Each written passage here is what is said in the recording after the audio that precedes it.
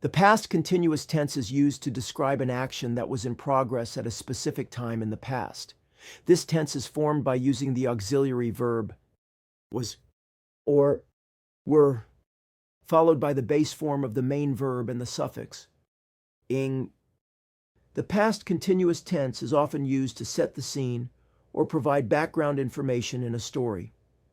Let's take a look at a few examples to better understand how the past continuous tense works. 1. Example: I was walking in the park when it started raining.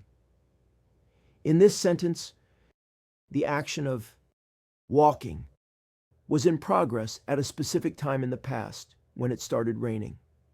2. Example: they were playing chess when the power went out. The action of playing chess was ongoing when the power went out. 3. Example: she was studying for her exam all night. This sentence describes the continuous action of studying that occurred throughout the night. 4. Example: he was cooking dinner while listening to music. The action of cooking dinner was happening at the same time as another action, listening to music. 5.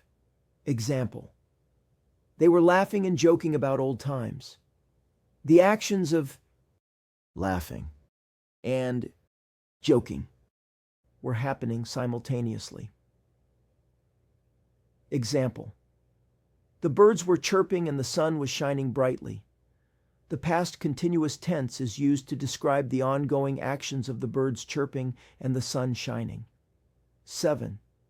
Example: I was reading a book when the phone rang. The action of reading a book was interrupted by another action, the phone ringing. 8.